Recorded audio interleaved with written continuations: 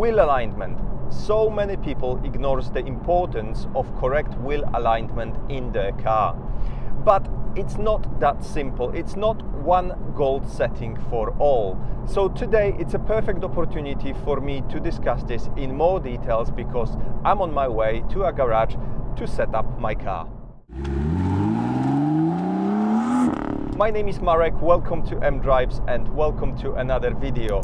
So as I mentioned, I'm on my way to a garage to set up my car. And why wheel alignment is so important? Well, if you think about it, tires are probably the most important component in your car because this is what connects you with the road. And if the tires are not pointing in the right direction, your car might behave weirdly on the road. I'm sure you've seen in the past cars driving ahead of you, not driving straight. The rear and front were not aligned and they were following their own tracks. Well, that's because of the really bad alignment. But surely manufacturers set up cars correctly? Well, yes and no. So first of all, let's start from the factory setting. So the car comes out from the factory and technically it's set up for the road. Yes, it is, but over time when you're hitting bumps, especially big potholes, things can't move. How the suspension is adjusted is by a number of arms and bolts, and if any of them will move, it will change geometry of the suspension, or basically it will change your alignment. When that happens, one of your wheels is now pointing in slightly different direction, and what that means, your car might start pulling to one side. You over time might realize that when you're driving straight, your steering wheel isn't that straight anymore. So if it's not too bad, you might not be aware of it. If it's getting worse, you will spot some signs like the ones I've just mentioned. Even if you can't see it, the suspension might be misaligned, and over time it will kill your tires. So the other sign of bad alignment is uneven wearing of tires. So that would happen to me. When I was changing my front tires, I've realized that my left passenger side was almost bald on the inside of the tire. So don't look at them just from the side. You actually need to look at both sides because it might be that your car is chewing through the inner side of the tire, which normally you can't see.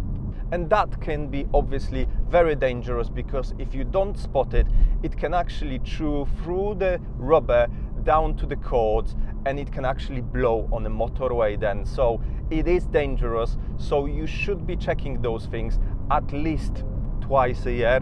Just get down on your knees and check your tires from both sides to make sure they're wearing evenly. Okay, so you understand the importance of it now. Well, this is only half of the story, because the other half is important for people like me, petrol heads who do more in their cars than just daily driving.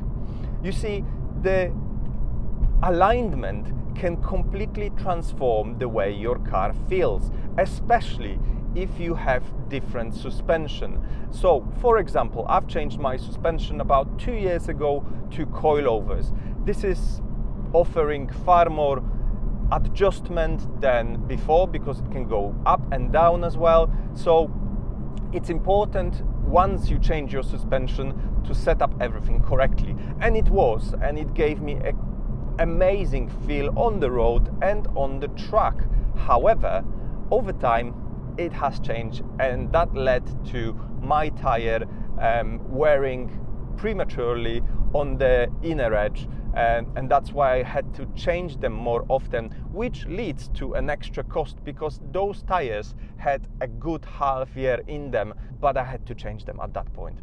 So depending on your vehicle, there will be number of settings which can be adjusted, but I'm gonna mention just a few. First is the toe. The toe is where your front and rear tires are pointing. Are they pointing in or out?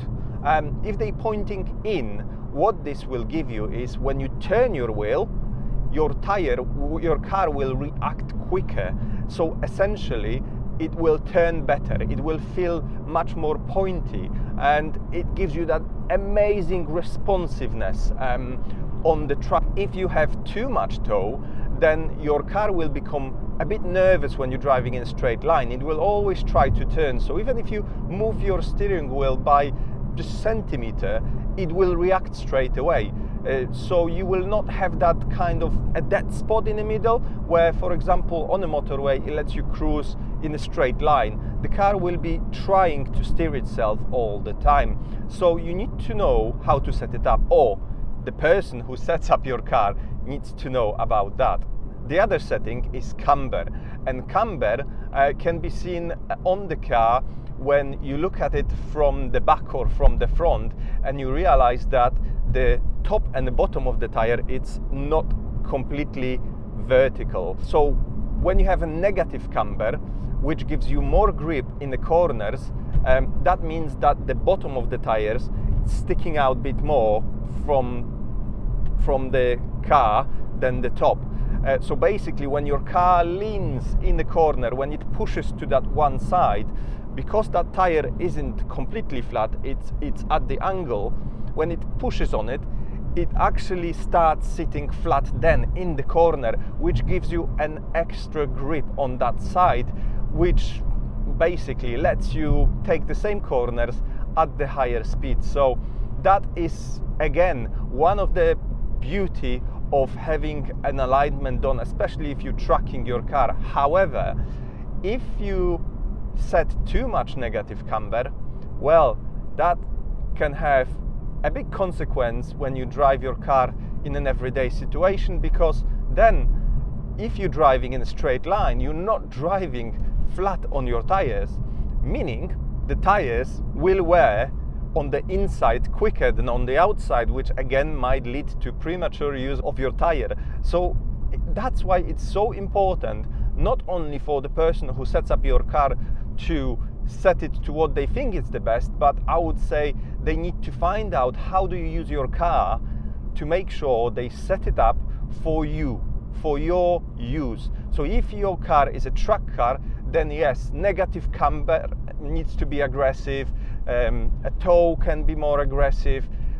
But if you drive your car, like me, on a truck maybe once a year, there is no point to set it up for truck use, because you will basically go through tires at the lightning speed, and you will not see at all any benefits of it on the road. And like I said, it will wear your tires quicker, and it just ends up costing you far more to run your car. So we're here, so let's get in. And all done. So it has been surprise to me to see that actually the front was absolutely fine. It was actually the rear which was a bit of all over the place. The camber on one side was more than on the other, and the toe was completely out. I'm a bit surprised because I haven't lifted or lowered the car at the back since it was done, and the front looked pretty much as it was before when it was set up. So I'm really surprised to see that it was the rear, especially that obviously the main reason why I wanted for the alignment to be done was that the front passenger side was wearing unevenly, and again, there wasn't really an obvious thing which would actually point to it. The guys also checked the suspension components, everything looks fine. So bit weird, I don't know why. They said sometimes it can be a tire which is just faulty, or over time something can happen to it. So maybe it was that. I don't know, we'll see, the time will tell. There is nothing pointing to something being incorrect in the front suspension, so in that term nothing should happen to it. They should wear evenly, unless it was just my cornering. Who knows?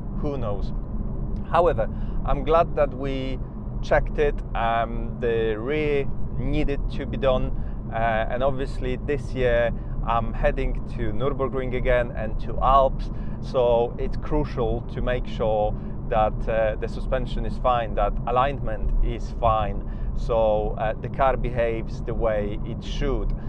So I didn't go with any aggressive setup. It's back to be within the specs. It's almost factory setup.